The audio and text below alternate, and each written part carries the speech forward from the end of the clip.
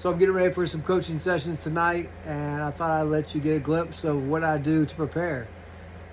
Each time I have a coaching call or a coaching Zoom with a client, I ask them if I can record it.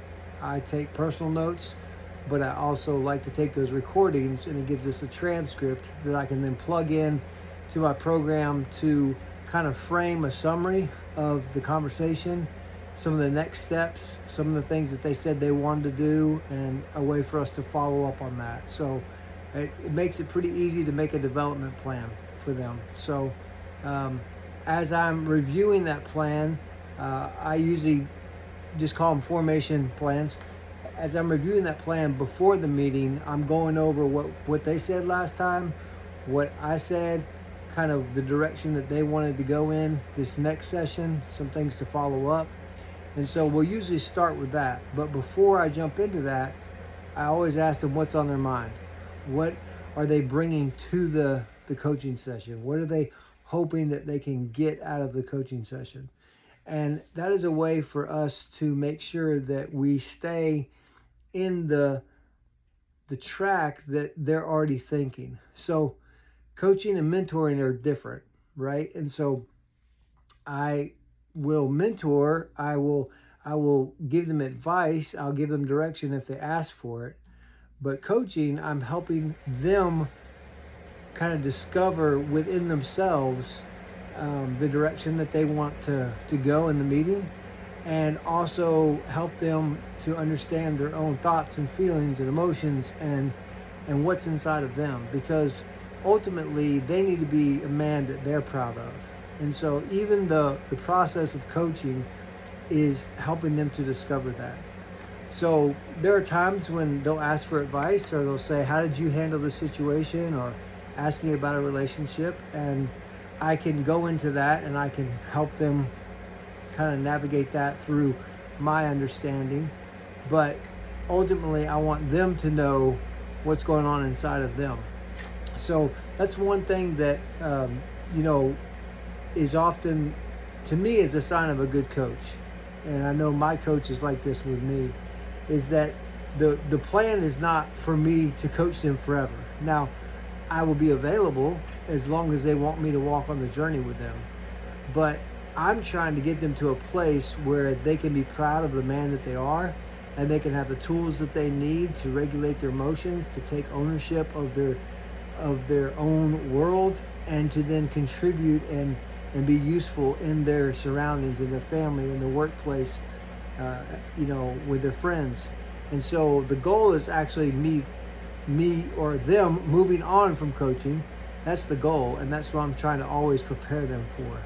So, I've been a coach with sports. I've coached, Pee Wee football. I coached elementary school basketball through the school system in Idaho. I also was a head coach for football for the middle school there in Boise. And, I've done a lot of coaching in sports, and that's a different world, right? That's a more like hands-on, I'm going to tell you how to do it. I'm going to give you a drill. I'm going to correct you. I'm going to tell you what play you need to run. I'm going to correct this and correct that. But coaching, like life coaching, is different in that it's more of someone that comes alongside of you and helps you think through the process, helps you ask the right questions.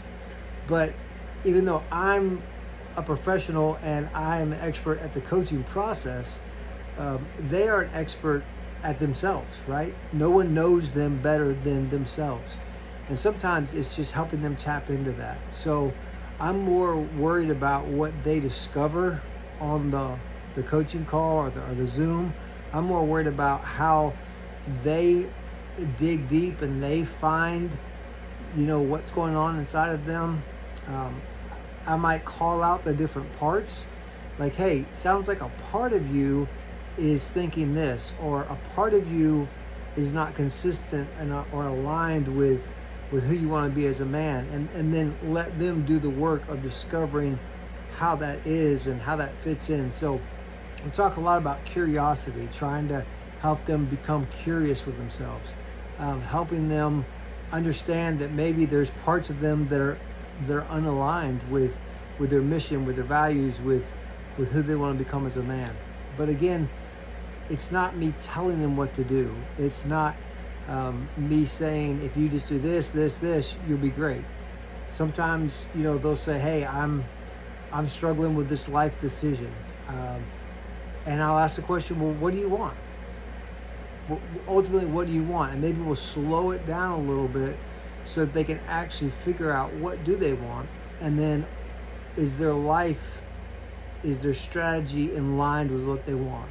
Or maybe, they'll say, hey, I'm struggling with porn. I'm struggling with dating relationships. I'm struggling with my relationships with my parents. I'm struggling with my relationship with my wife, or whatever it is. And so we'll kind of zoom out a little bit and we'll ask some questions that bring curiosity around that, instead of immediately trying to fix it.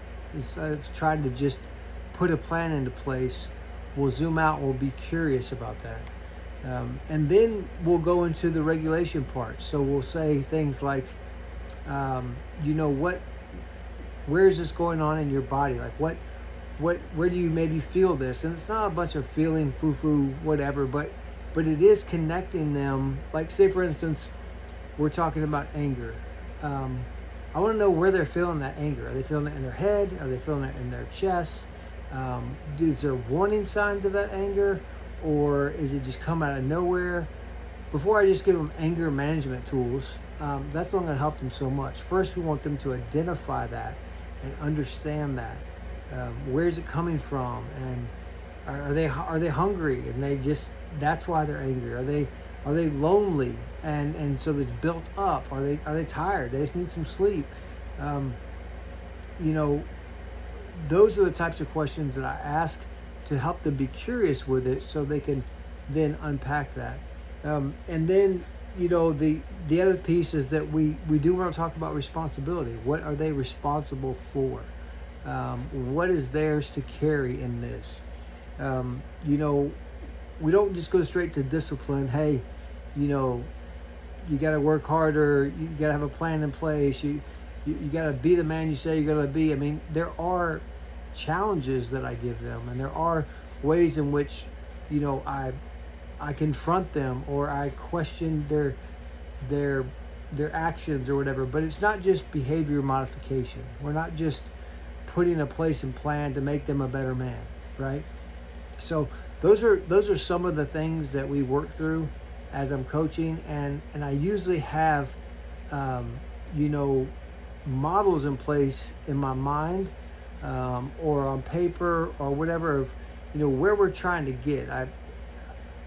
Men are very they're very much the same, even though each man is unique, and how he was developed, he's unique. There is a lot of things that are similar, and so often it's about normalizing it.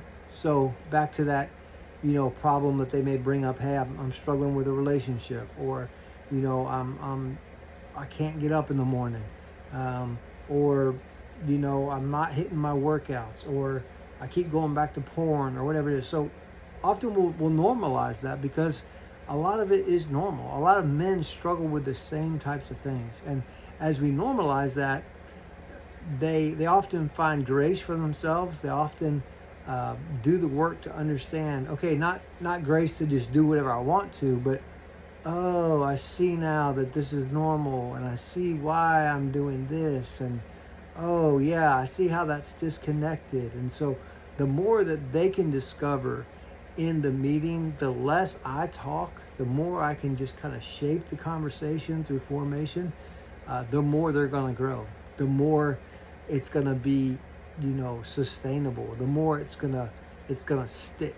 And so I can mentor them all day long, and I can tell them what to do, but that's really not going to stick often it's what they discover in the process.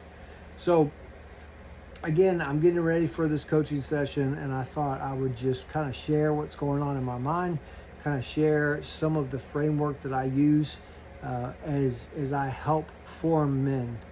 And again, my goal is not to produce cookie cutter men, or to just tell them all the same 10 things, or or help them get in touch with their feelings and they'll be okay.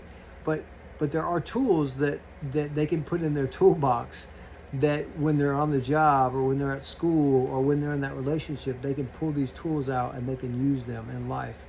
And so, yeah, we talk about a lot of the same tools, but the point is not just to beat them over the head with tactics or tools or sayings or quotes, but is for me to jump in the ditch with them, jump in that situation with them, and kind of walk with them on that journey. So we do use the 3 peaks often, the 3 peaks of manhood. We also use other formation tools. The framework I talked about with curiosity, responsibility, regulation, those types of things is where they find that grace in the middle. There's other identity tools that we use about do, to be, worth, to belong, and how that all fits in. But that's kind of a big, I don't know, maybe 10,000 foot view of a coaching session and how I prepare, and then zoom down on some real practical things. And then, like I said, of course, after we record the session and they agree to it, then I have notes and takeaways and ways to frame it, to spit it back to them. Hey, this is what you agreed to. These are some homework things that we talked about that you want to do. And then it's a way for them to have something tangible to then move on into that next week. So that's kind of a look at my life when it comes to what I do to prepare for life coaching, and the pre-work and the after. And so that's also why a lot more goes in a session to me than just that 40-minute call or hour call or whatever it is. There's work beforehand, there's work after. And so I take it seriously, and I count it an honor to coach men. And so I'm getting ready to jump on a call now, so that's all I got.